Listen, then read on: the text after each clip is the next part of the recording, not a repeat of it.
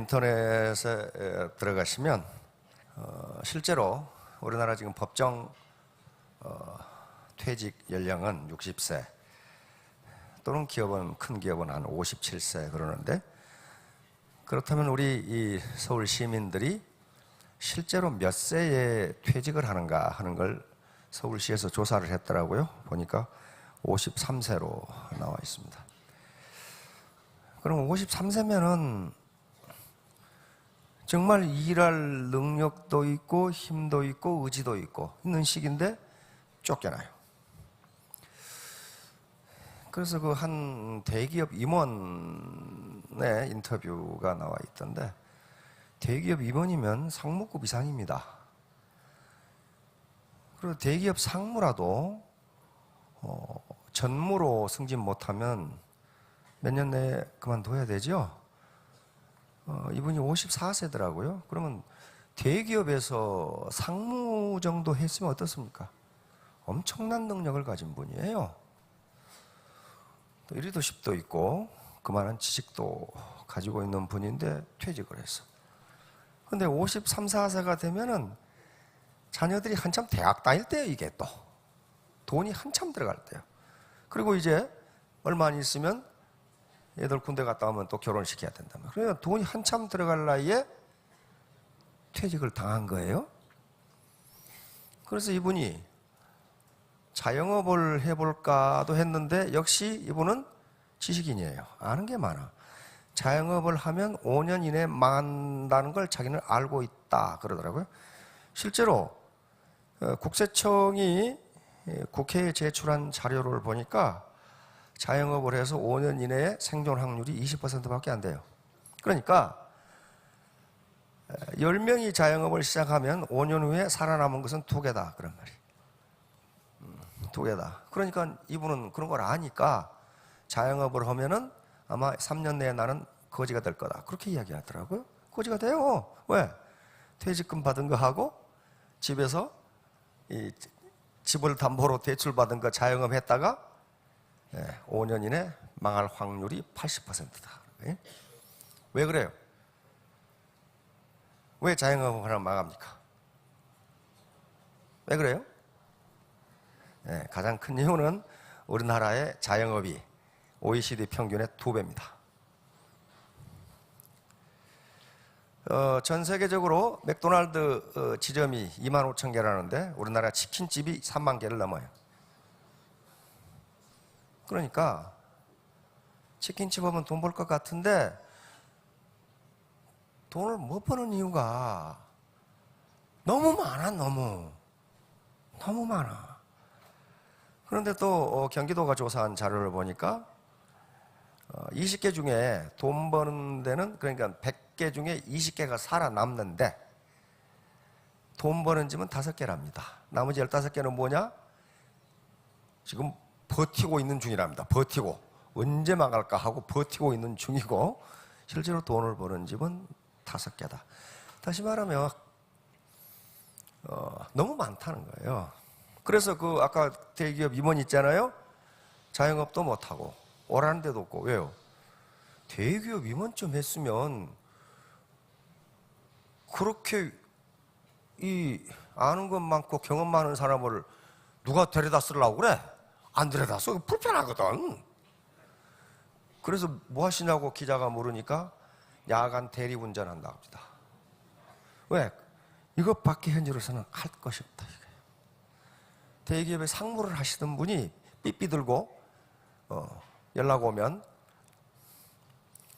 마치 이 볼트처럼 뛰어가가지고 대리운전은, 그런 분들에게 정보를 전하십시오.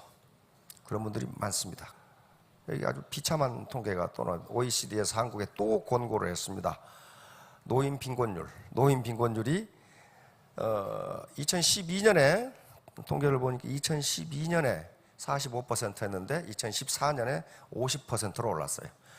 그러니까 노인 65세 이상 노인 2분 중에 1분은 빈털털이다, 가난뱅이다. 그러면 우리나라 이 노년계층이 게을렀느냐? 천만의 말씀이에요.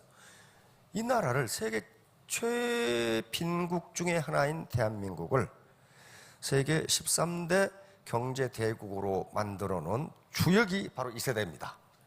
위로는 부모 모시고 아래로는 자식 키우면서 자기 노후는 생각지도 않고 일하는 기계, 돈 버는 기계로 앞만 보고 달려온 세대예요. 어르신들 그렇죠? 정말 앞만 보고 달려왔어요. 그런데 또 퇴직이라고 하고 보니까 그동안 정말 뼈 빠지게 일해서 사놓은 집 한 채밖에 없어.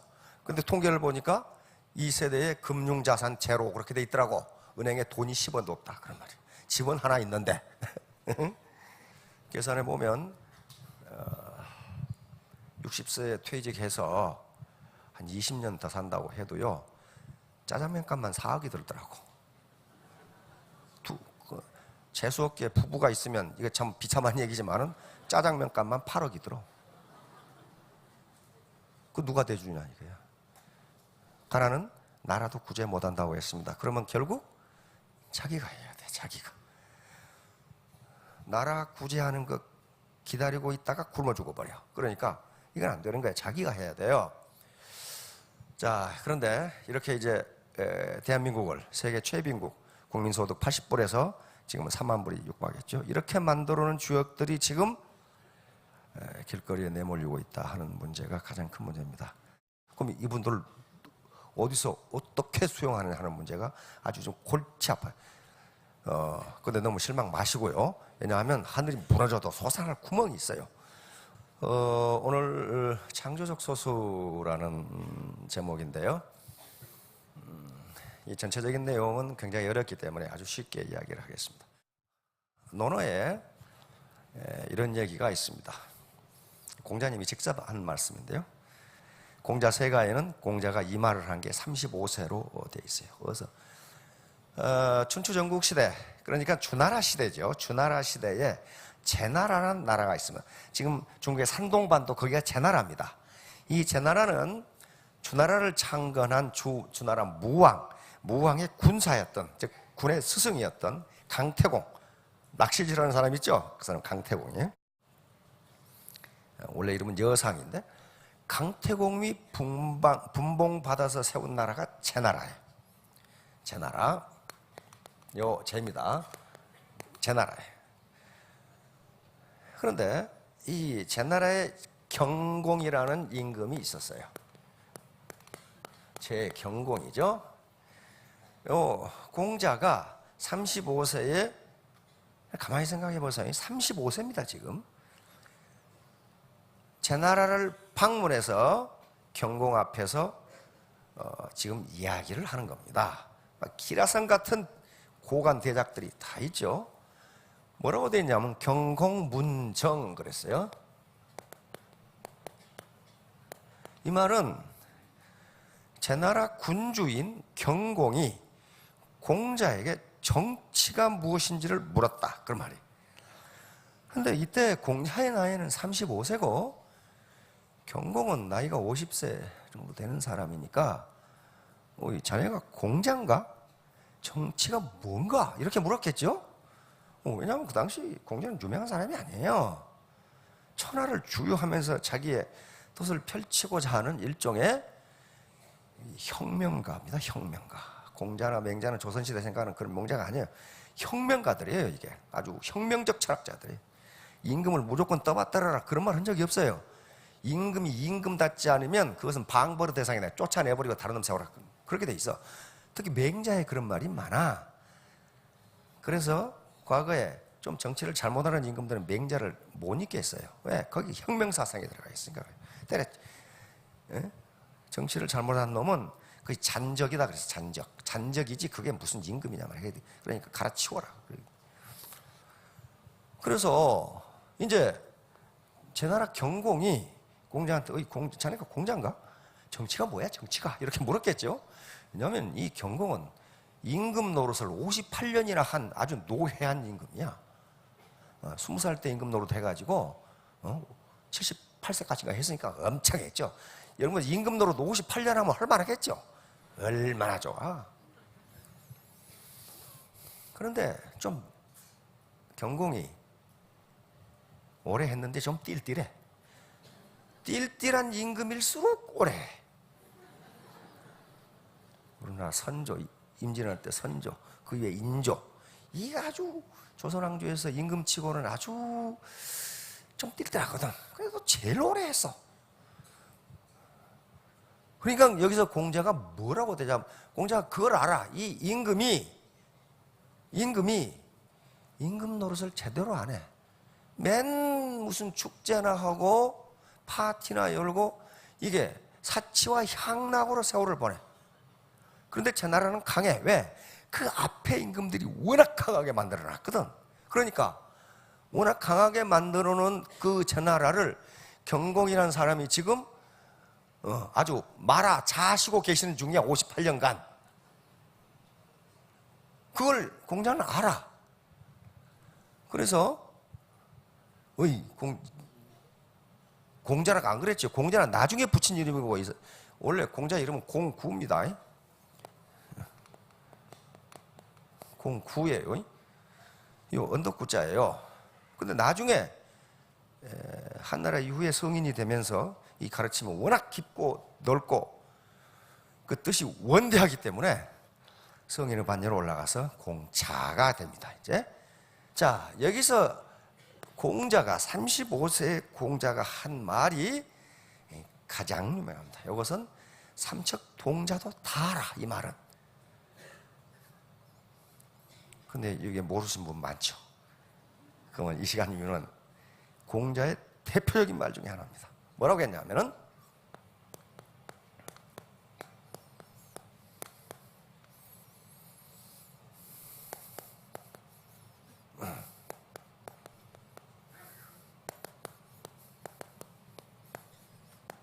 이렇게 이야기합니다.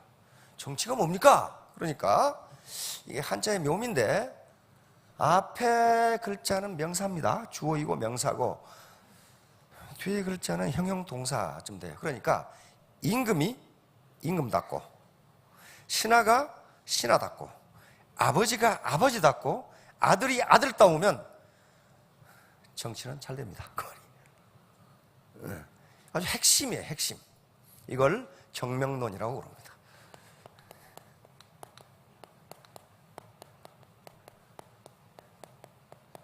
정명론. 바를 정자, 이름 명자. 그러니까 이름을 바르게 하는 행동, 행실이에요. 그러니까 임금이라는 이름을 붙였으면 임금으로서의 역할을 해라. 그런 말이에요, 지금. 그렇지 않으면 이름에 걸맞지 않다. 신하, 여기서 신하는 무슨 매매 쫄병 얘기 한 거 아닙니다. 고관 대작들이에요. 이 당시 제 나라의 고관 대작들이, 그러니까 오늘날 같으면은 장관 이상의 수상 이 계급들이 서로 이권을 다툼하고 있었고, 최저라고 하는 사람은 그 앞에 장공이라는 임금을 때려 죽였거든.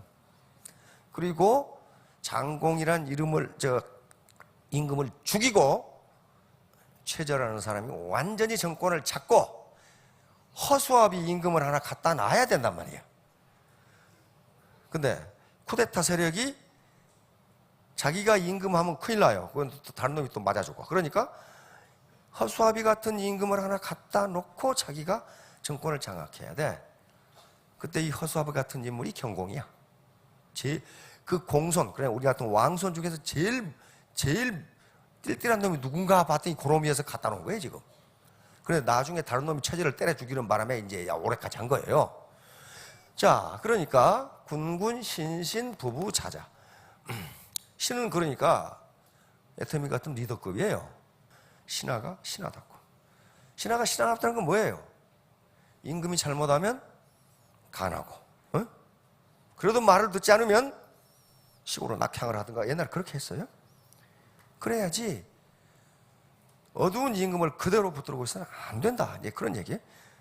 아버지가 아버지 노릇을 하고, 아버지가 아버지 노릇을 하려면 어떻게 됩니까? 집에서 권위만 피우고 담배나 피우고 술이나 퍼마시고, 그건 아버지 노릇이 아니에요. 처자식을 먹여 살리고 공부하고 싶다는 자녀들 공부시키고 그래야 될 거 아니에요. 그 역할을 하는 게 아버지란 말이에요. 그래야만 가정으로서 역할을 하는 거예요. 그래서 이 말이 공자의 정명론의 대표적인 겁니다. 그러면 이 문제를 우리 애터미 사업에 적용하면 어떻게 돼? 응? 말을 만들어야 되겠죠. 꼭 무슨 수리수리 마수리처럼 이렇게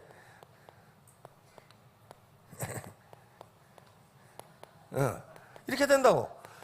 사살릴리 뭐 수리수리 마수리는 회사는 회사다워야 하고, 회사가 비싼 물건을, 좋지도 않은 물건을 비싸게 팔면서 이윤을 독식한다, 완전히 빨대로 빨아자신다, 그건 회사답지 않은 거예요. 그건 그렇잖아요. 그건 불량한 놈들이지. 회사는 회사다워야 하고, 리더는 리더다워야 돼요. 리더란 말은 앞에 가는 사람이에요. 앞에 가는 사람, 뒤에서 미는 사람이 아니에요. 자기는 안 하면서 다른 사람 보고, 파트너 보고 하라고 한다, 그건 리더가 아닙니다. 그 다음에 스폰서는 스폰서 나와야 하고, 파트너는 파트너 나와야 돼. 파트너가 스폰서를 막 물어뜯어. 저게 말이야. 내 스폰서 꼴배기 싫어서 못하겠단 말이야. 그러면 스폰서는 가만히 있어요? 내 전혀 보기 싫어서 내가 못하겠다. 서로 물어뜯어. 그러면 서로 어때요? 그거 굉장히 많아요. 내가 날마다 올라와. 내가 애터미는 좋은데요, 그년 내 보기 싫어서 내가 그만 때려치고 난다고. 왜 그래? 파트너가 말을 안 들어. 말을 안 듣는 게 뭐냐면은 저 혼자 지멋대로야. 지멋대로. 그러면 이게 재심 합력을 해야 되는데 안 되는 거야. 그러니까 이게 성공 비결이에요. 이게 다른 거 없어. 제 역할을 하면 돼요. 이제 강의 끝났네. 그렇죠? 제 역할을 하면 돼. 자, 그러면 더 이제 이쪽에 창조적 소수, 크리에이티브 마이너리티에 대해서 이야기를 했습니다. 이건 원래 맘먹고 지금 이 얘기를 우리 특히 직급자들에게 하려고 이걸 창조적 소수. 이건 영국의 대역사학자 아놀드 토인비의 역사 발전의 핵심 동력입니다. 이게 바로 도전과 응전이에요. 도전과 응전. 토인비는 인류의 역사를 국가나 민족 단위로 보지 않고 문명 단위로 봤습니다. 문명. 한 문명이 어떻게 발생하고, 어떻게 성장하고, 어떻게 쇠퇴하고, 어떻게 망하는가. 근데 이것은 지금은 한 문명뿐만 아니라 한 국가, 한 기업, 한 가정, 한 개인에게 모두 적용됩니다. 처음에는 논란이 있었지만 지금은 전부 받아들여요. 이걸. 이게 맞다는 거예요. 자, 그래서 토인비는 1차 대전이 일어나면서 인류 역사가 왜 이렇게 전개되는가, 서구는 언제 멸망할 것인가 하는 것을 연구를 하다가 이 개념을 발견하게 됩니다. 자, 세계 4대 문명의 발상지가 바로 여기에요. 여기가 황허강 유역에서 일어난 중국 문명, 은나라 문명이죠. 은어에서 나온 은나라 문명. 이쪽에 티그리스 유프라테스 강 유역에서 나타난 메소포타미아 문명, 이게 수메르 문명입니다. 인도 문명, 여기 인더스강 주변에서 일어난 인도 문명, 그리고 나일강 여기서 나타난 나일 이집트 문명입니다. 아주 찬란한 문명을 이루어냈습니다. 그런데 여기에 공통점이 있어요. 공통점. 자연의 도전이 아주 심각하다는 거예요. 자연의 도전이 심각해. 자, 중국 문명 한번 봅시다. 여기 이렇게 황허강이 이렇게 흐르고 있어요. 이 밑에 양자강이 더 큰 강이 있어요. 양자강 주변은요, 굉장히 땅이 비옥하고 날씨도 좋고 굉장히 좋아요. 그런데 중국 문명은 양자강 주변에서 일어나지 않았어요. 도전이 심한 황허강 주변에서 일어났습니다. 자, 이렇게 되니까 그러면 문명은 어떻게 발생하느냐? 외부에 도전이 있는 경우에 거기에 사는 사람들이 응전, 리스판스를 해서 그걸 이겨내면 문명이 성장 발전하고, 그게 지면 망한다. 이것이 바로 역사 발전의 원동력이다. 이게 문명사관이에요. 자, 요놈이 여기서 도저히 못 살겠어. 산소도 부족하고 물도 부족하고 스페이스도 부족하고. 그러면 그걸 뭐라고 그래요? 그걸 도전이라고 그래요. 환경이 나에게 도전은 인간이 누구에게 하는 거 아니에요. 왜 이 말을 하는지 조금 있으면 알게 돼요. 도전은 환경이 나에게 해오는 겁니다. 상사가 회사 다녀보셨어요? 상사가 굉장히 어려운 과제, 프로젝트를 줬어. 이때 미국 사람들이 하는 얘기가 이 과제가 굉장히 도전적인데? 그렇게 얘기해요. 내가 과제에 도전하는 것이 아니고 이 과제가 나한테 도전하는 거예요. 이때 요놈은 어떻게 했어요? 이쪽으로 가버려요. 이게 뭐예요? 리스판스. 이게 응전이에요. 응전. 그러면 요놈이 이렇게 하다가 떨어져 죽을 수도 있어. 성공하는 날에는 숨쉬기가 훨씬 좋아. 그렇죠? 이게 응전이에요. 그러면 네트워크 마케팅에서 도전과 응전이라는 개념이 지금까지 조금 오염되어 있기 때문에 오늘 이 강의를 하려고 생각을 했습니다. 도전이라는 말이 배팅하고 같은 의미로 쓰는 배팅 세력이 있었다 그 말이에요. 도전 그러면서 배팅 이렇게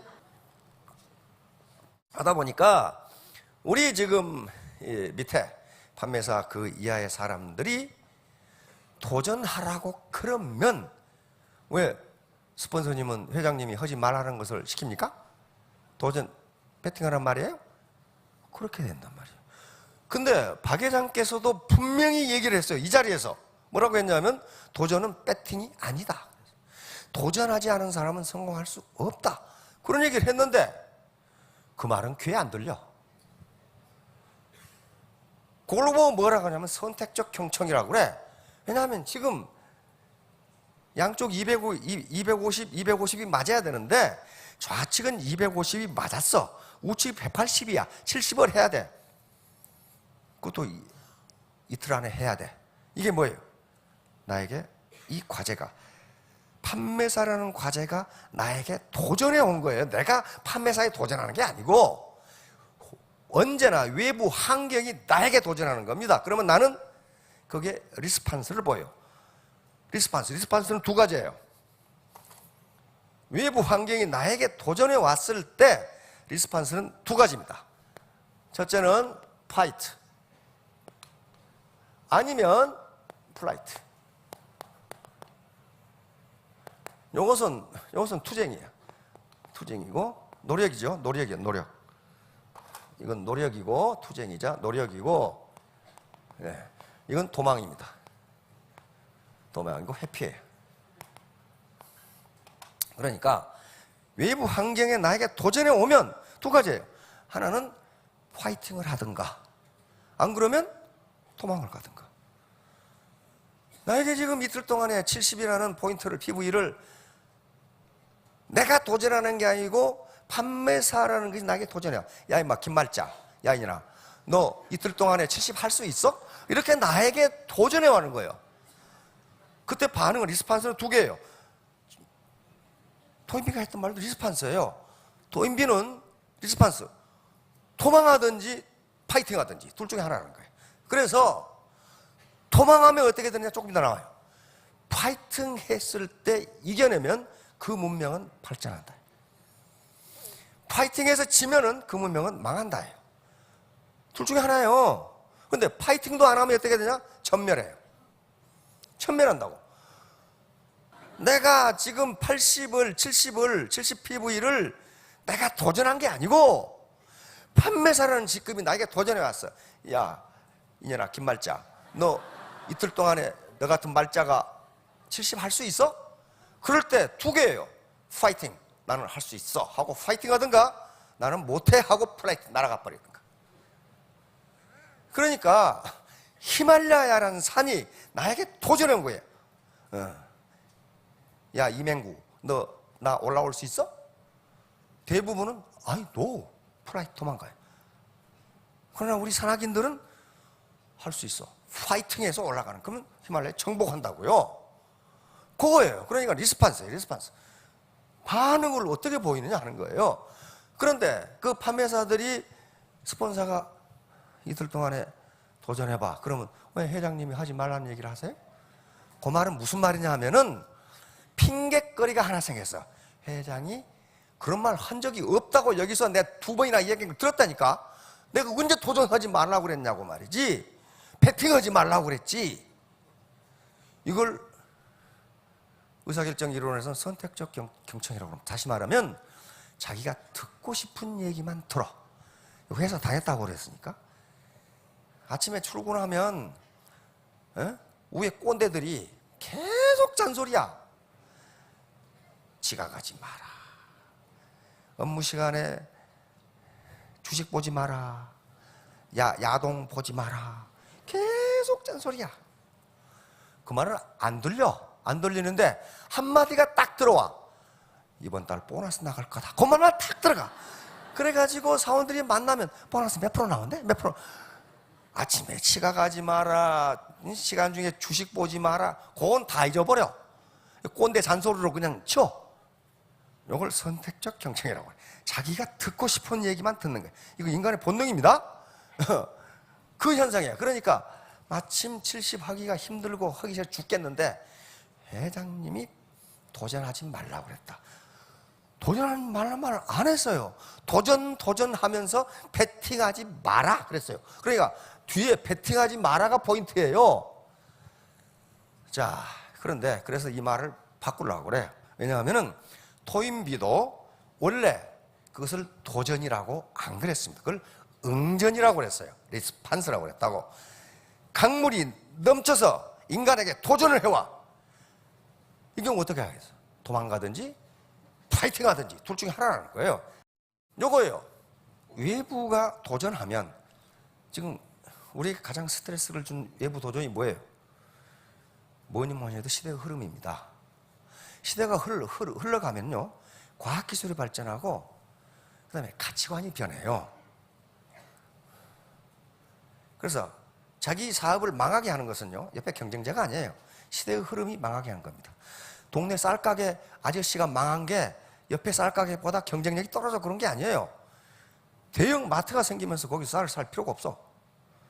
그래서 망한 거란 말이에요. 그럴 때 쌀가게 주인이 택할 수 있는 길은 세 가지가 있어요. 망하든 말든 쌀가게를 계속하든가, 그러면 굶어 죽어. 그렇죠? 왜? 그거 가지고 안 돼. 안 그러면 때려치우고 다른 걸 하든가. 그거 해도 마찬가지예요. 안 그러면 쌀가게를 할 거야 아니라 쌀로 밥을 지어서 삼각김밥을 만들어 팔든가. 이런 거예요. 이게 파이팅이에요. 자, 이거는 말이에요. 요 놈이 이렇게, 이건 도전에 응전한 거예요. 그렇죠? 요 놈이 도망가면 누가 졌어요? 도망간 놈이 졌어요. 그렇죠? 이게 프라이트예요. 도망가버려. 난 못하겠다. 그러니까 바로 외부 환경이 나에게 도전해 오는 거예요. 65세 이상 50%가 가난병이다. 요 가난이 나에게 도전해 온다고요. 도전해 왔을 때 내가 어떡할 거냐 말이에요. 정부만 바라보고 있을 거냐? 안 된단 말이에요. 왜? 정부는 해주고 싶어도 예산이 없단 말이에요. 지금 그러면 이 리스판스를 내가 해야 된다. 그런데 누구 핑계 대느냐? 정부가 안 해줘가지고. 정부 해주고 싶어. 그리고 돈이 없어. 바로 이 양반, 응? 태극기 이거 히말라야거든, 에베레스트거든요.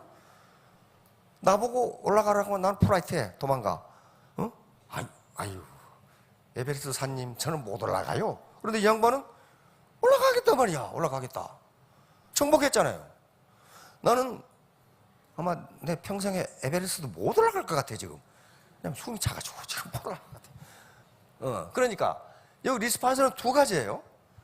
파이팅 하든가, 안 그러면 프라이트 하든가, 도망가든가. 요 문제입니다.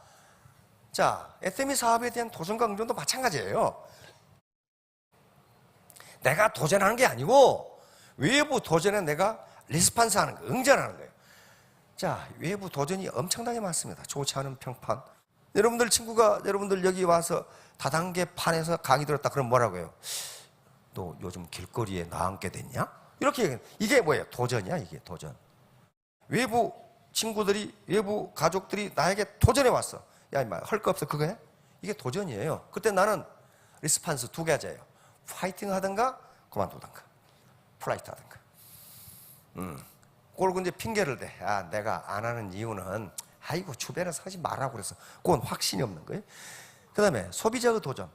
야, 이게 사람 상대하는 직업이라 지가 안 사면 안 사지.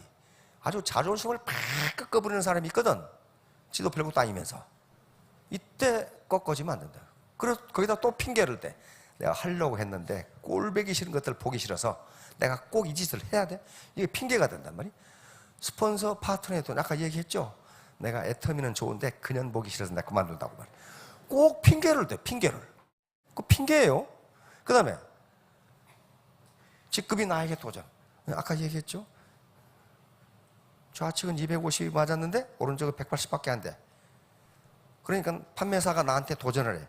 야, 김말자 이년아, 너 이틀 동안에 70 할 수 있어? 너 못하지? 말자 같은 년아. 이렇게 이제 하면은 파이팅 하든가 아니야 나는 할 수 있어 하고 파이팅 하든가, 안 그러면 누구한테 핑계를 대. 회장님 하지 마라 그랬잖아요. 그 말을 한 적이 없다니까. 박 회장께서 직접 여기서 그 얘기를 했어. 나는 그 말을 한 적이 없다. 오해한 거다. 다시 말하면 도전하면서 베팅하지 말라 그 말이거든. 그 말을 잘못 이해했으니까 그걸 응전으로 바꾼다니까요. 로드샵, 그 다음에 저기 베팅 덤핑. 어떤 사람은요 저거 핑계대고 안 하는 사람이 있어. 내가 열심히 하려고 그랬는데 로드샵 때문에 못하겠걸랑요. 로드샵은요 애터미 매출 중에 100만 분의 1도 안 돼. 100만 분의 1도 안 돼요. 그것 때문에 못해? 그러면 다른 사람은 뭐야 그러면? 그러니까 뭔가 핑계거리를 찾는 거예요. 이건 뭐예요? 프라이트하기 위한 핑계예요. 그거 왜 자기가 신경을 써? 본사에서도 지금 다 때려잡고 있는데 왜 자기가 신경을 쓰냐고. 이건 핑계입니다. 이건 플라이트하기 위한 핑계예요. 자, 다음. 이집트 문명이 어떻게 된 거냐. 자, 토인비의 역사 연구. 이집트 문명이 어떻게 된 거냐면요, 지금 북아프리카 있죠. 저 북아프리카 지역하고 남아시아 지역이 빙하기가 점점점 약화되면서 건조화되기 시작했어요. 사막화되기 시작해요. 그래서 북아프리카 지역에 살던 사람들이 세 가지 길을 택하게 됩니다. 자, 리스판스는 세 가지였어요. 여기서 그냥 익숙하니까 그냥 살자, 이런 무리. 그러니까 아까 쌀가게 아저씨가 쌀이 안 팔리는데 그냥 하자. 왜? 내가 하고 나는 지금까지 잘하는 게 쌀 장사밖에 없어. 그거예요. 두 번째는 익숙해진 기후대를 따라 북으로 이동. 점점점 빙하가 이제 녹으면서 되니까 지금 아라비아 반도로 이렇게 이동한다 그런 말이에요. 지금 여기는 스텝 지역이라고 그래. 반건조 지역. 나무는 없고 풀만 좀 나와 있는 지역이에요. 세 번째는 요 나일강변으로, 독사가 우글거리는 나일강변으로 들어간 거예요. 그런데 그냥 남아있는 민족, 종족들은 여기서 전멸했습니다. 왜? 사막화가 돼서 먹고 살 것이 없어. 뭐가 환경이 나에게 지금 도전해 오는데 그냥 가만히 있었어. 그러니까 아까 아저씨처럼 쌀가게 계속 하다 굶어 죽었다. 지금 그런 얘기예요. 지금 고무신 가게 하면 고무신 되겠어요? 안 된다고 그거. 자, 그러니까 요 생활 조금 기후가 좀 같은 북쪽으로 이동한 사람은 지금도 수렵 생활을 하고 있어. 가끔 보죠. 베두인족들 이리 왔다 갔다 하면서. 그런데 이쪽으로 아주 험난한 나일강변으로 이동해서, 독사가 우글거리는 나일강변으로 이동해서 간 종족은 이집트, 찬란한 이집트 문명을 건설합니다. 왜 그러냐? 도전이 있었어요. 그 지역, 이 지역은요 나일강이 굉장히 비옥한 것이기 때문에 농사가 아주 잘 돼요. 근데 농사가 잘 되는데 반드시 1년에 한 번씩 홍수가 있어. 그래가지고 집과 전답을 완전히 썰어가 버려요. 초토화를 시켜버려요. 이게 뭐예요? 이게 도전이에요. 자연이 나게 도전한 거예요. 그런데 이 사람들은 거기서 파이팅을 했어. 플라이트, 도망가지 않고. 어떻게 했어요? 자, 다 쓸어버리니까 요걸 다시 정리하려면 뭐가 필요해요? 기하학이 필요해. 기하학이. 이게 측량을 해서 누구 논인지 누구 밭인지를 알아내야 될 거 아니에요. 그래서 기하학이 발전해요. 그 다음에 언제 비가 올지를 알아내야 돼. 그래서 천문학과 태양력이 생겨납니다. 이렇게 문명이 발전해요. 그 다음에 범람을 하지 못하더라도 뚝을 만들어야 되니까 뚝을 만들면서 어떻게 됩니까? 도르래와 수레를 만들어내. 수레를 발명해낸단 말이에요. 이런 식으로 해서 찬란한 이집트 문명이, 바로 피라밋은 아까 그 삼각함수, 즉 기하학의 아주 결정체입니다. 기하학이 아니고서는 그렇게 만들어낼 수가 없어요. 그리고 도르래가 아니면 그렇게 만들어낼 수가 없어. 이게 이집트 문명이에요. 그러니까 바로 세계 4대 문명이 전부 그런 식으로 생겨났어요. 자연이 나에게 도전해 왔을 때 그걸 프라이트하지 않고 파이팅하는 거예요.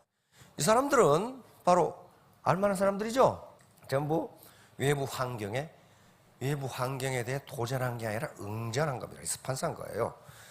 강수진이죠. 세계적인 독일 발레리나입니다. 세계적인 발레리나. 우리나라 지금 무슨 예술 극장 단장 하고 있죠. 집이 서울도 아니야. 시골이야, 시골. 시골인데 독일로. 우리 인터뷰를 보니까 지금 독일에서 위치가 살인을 해도 용서가 된답니다. 그 정도 위치예요. 발레리나인데 가장 나이 많은 발레리나입니다. 그 발 보셨죠? 얼마나 열심히 했는가. 다시 말하면 도전에 응전한 거예요. 야, 유럽에서 발레리나가 될 수 있어? 라고 했을 때 대부분은 안 돼. 그렇게 생각했는데 강수진은 나는 할 수 있어 하고 거기에 리스판스를, 파이팅을 보인 게 플라이트하지 않고. 마찬가지예요. 박찬호. 우리 한국인이 메이저리그에 진출한다는 건요 거의 꿈을 꾸지 못합니다. 이거 메이저리그는 보통 리그가 아니에요. 그 8대 장성 같은 아메리칸들이 하는 거란 말이에요. 그런데 야구의 명예의 전당에 오를 정도로 그렇게 됐어요. 박세리. 우리나라에서 여자가 골프 친다는 건 말이 안 되는 얘기였다고. 그런데 그런 외부 환경에 도전해 응전, 난 할 수 있다. 그래서 우리 그 IMF 사태 때 온 국민에게 희망을 준 게 박세리란 말이에요. 그러니까 이 사람들도 리스판스, 응전을 한 거예요. 파이팅으로. 그런데 토인비는 그러면 도대체 이 역사 발전은 누가 이끌어가는 것이냐?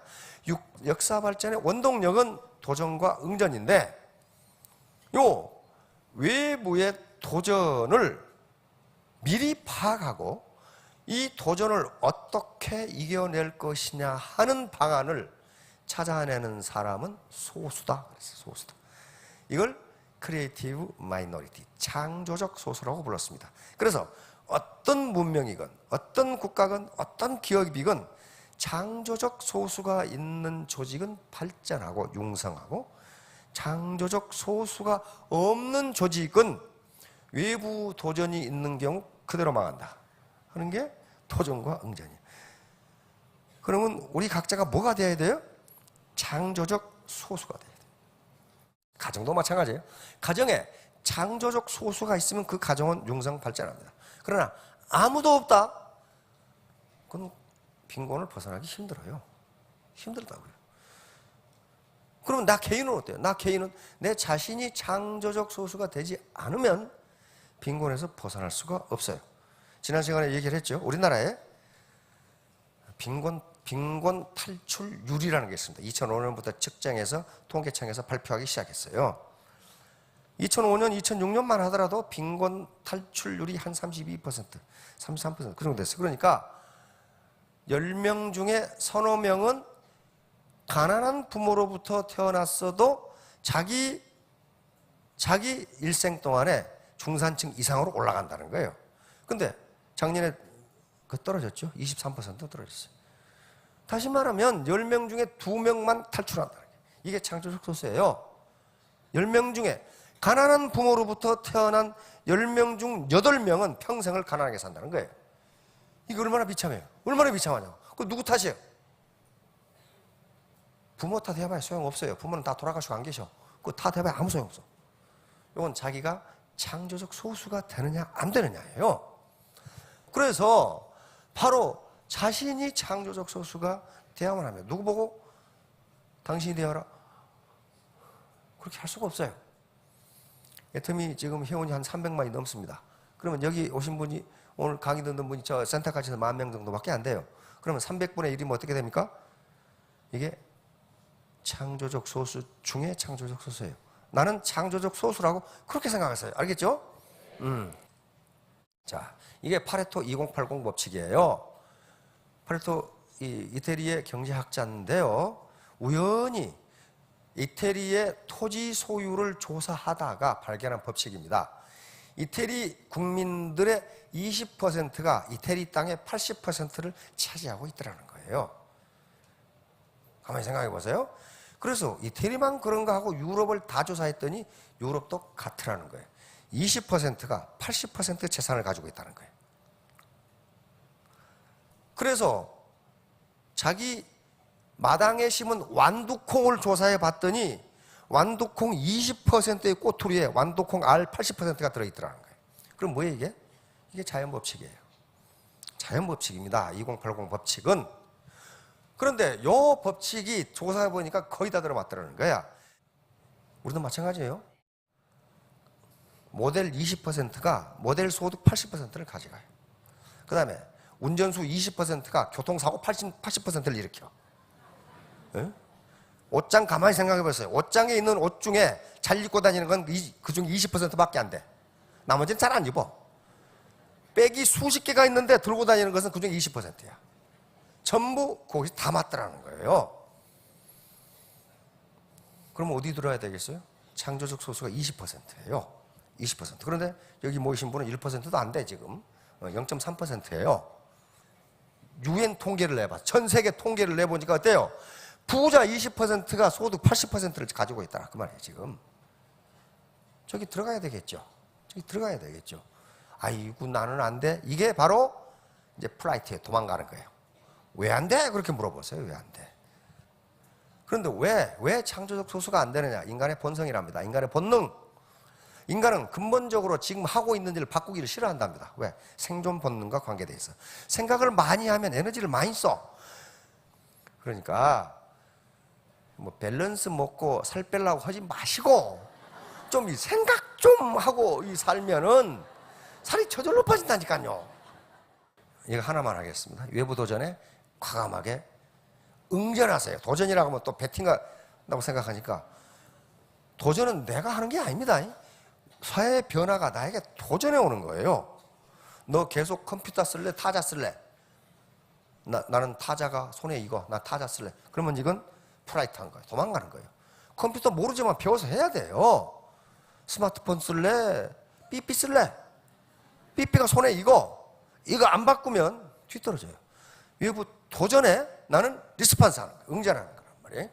그렇게 해서 결국은 계속 응전 3년 하면은 월천댁이 될 겁니다.